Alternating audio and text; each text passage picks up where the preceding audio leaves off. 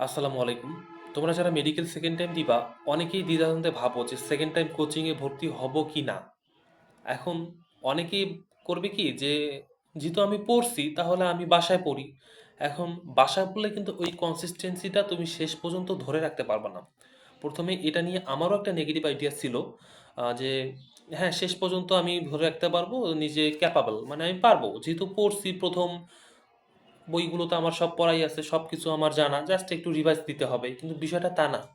কারণ তুমি যত পড়তে যাবা, একদিন, 2 দিন, 7 দিন, একটা পর্যায় পর দেখবা যে ওই কনসিস্টেন্টে ধরে থাকতে পারতেছো না।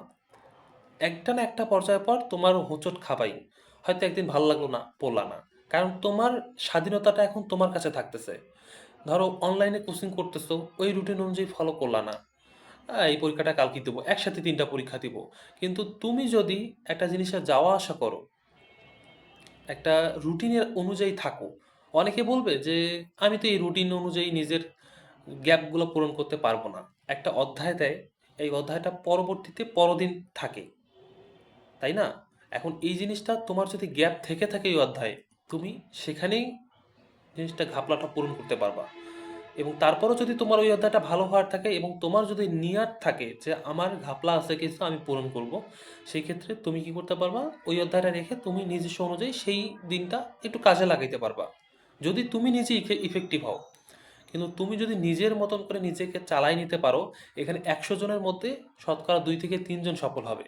কারণ আমরা খুব অলস টাইপের। আমাদের মাঝে যে মোটিভেশনটা কাজ করে, সেটা মনে করো তোমার সামান্য সময়ের জন্য। তুমি এই মোটিভেশন নিয়ে একা একটা এত বড় জার্নি কখনোই নিজেকে পার করতে পারবে না। এই ক্ষেত্রে তোমার অফলাইনটা বেস্ট। আর তুমি একটা ঘরে থাকতেছো, ধরো যারা সেকেন্ড টাইম দেয় তারা কিন্তু বাইরে বেশি যায় না, যাইতেও পারবে না ওই ধরনের পরিবেশে। সেই ক্ষেত্রে তুমি যখন একটা মানুষ 2-3 মাস ঘরে থাকবা, সেকেন্ড টাইমের ক্ষেত্রে তো একদম ধরো 7-8 মাস। এখন সেই জিনিসটা যখন ঘরে থাকবা, তখন কিন্তু নিজের প্রতি একটা নিজে দেখবা বিরক্ত বোধ লাগবে, পড়তে মনাবে না। এক একজনের এক এক সমস্যা সৃষ্টি হবে। কারণ অলস মস্তিষ্ক শয়তানের কারখানা, যেটা আমরা সবাই জানি। মোট কথা, তোমার বিভিন্ন দিক থেকে দেখবা তোমার পড়ায় একটা হিন্ডারনেস থাকবেই।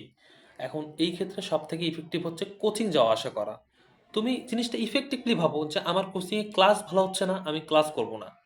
কিন্তু আমার তো এক্সাম দেওয়া হচ্ছে।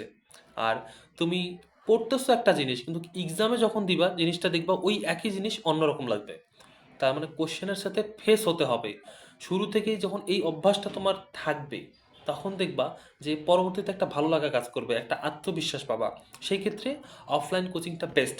এই ক্ষেত্রে তোমরা ক্লাস করতে পারো না, কারণ অফলাইনে ক্লাসগুলো ভালো হয় না। কারণ একটা লিমিটেশন টাইম দেওয়া থাকে, এই 2 ঘন্টার মধ্যেই তোমাকে জিনিসটা শেষ করতে হবে, এমন একটা ওরা ধরা বাঁধা সময় দিয়ে দেয়।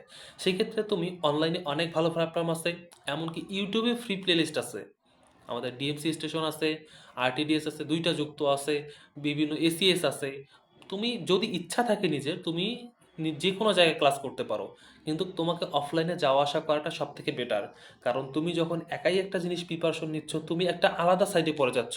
আর যারা তোমার বের হয়ে আসতেছে, চান্স পাচ্ছে, তারা কি নিজে ঘরে বসে থেকে কয়জন? ভাই ওটা রেয়ার। এই রেয়ার মানুষের সাথে কল্পনা করবা না যে ওরা 80-90 পাচ্ছে, আমি কেন পাচ্ছি না। 98 পাচ্ছে, 99 পাচ্ছে। ওই ক্যাটাগরিতেই তুমি যাবা না, কারণ ওটা হাজারে একটা, যার সাথে কখনো তুলনা করা যাবে না। তোমাকে রেঞ্জে থাকতে হবে, বুঝতে পারছো? এখন আমি এটাই বলবো যে সব থেকে ভালো হয় যে তুমি যে কোনো একটা কোর্স নাও, এই রুটিন অনুযায়ী তুমি আবার জিনিসটা রিক্যাপ করো। অনেকেই বলবে যে কেন আমি আবার ওদের রুটিন অনুযায়ী চলবো, ওদের রুটিনে আমার ভালো লাগে না, আমি আমার মতন পড়া গোছাবো, আমার গ্যাপ আমি ভালো বুঝি। তোর গ্যাপ যদি তুই ভালো বুঝতি, তাহলে তো ফার্স্ট টাইম এমন হইতো না। তোর যদি মনে হয় যে তোর গ্যাপ আছে, তোর যে অধ্যায়গুলো কোচিংয়ে যেই দিন থাকবে, সেই অধ্যায়টা বাদ দিবি। যে আমি এটা অ্যাটেন্ড করবো, জাস্ট এমনি পরীক্ষা দিব, এটা আমি পারবো, এটা আমার পড়তে হবে না, আমার এইটা সমস্যা ছিল, আমি এটা একটা ক্লাস করি। সেই দিন তুই সময়টা কাজে লাগাবি। আশা করি আমি কথাগুলো বোঝাইতে পারছি। কারণ এই জিনিসগুলোর জন্য একটা প্রপার গাইডলাইন্সের কারণেই কিন্তু আমরা চান্স পাই না। আমি আশা করি তোমরা জিনিসটা প্রপারলি বুঝতে পারছো। আর অফলাইনে কোচিং করার ক্ষেত্রে ক্লাসটা না করাই বেটার, এটা আমি সাজেস্ট করব। ঠিক আছে, আল্লাহ হাফেজ।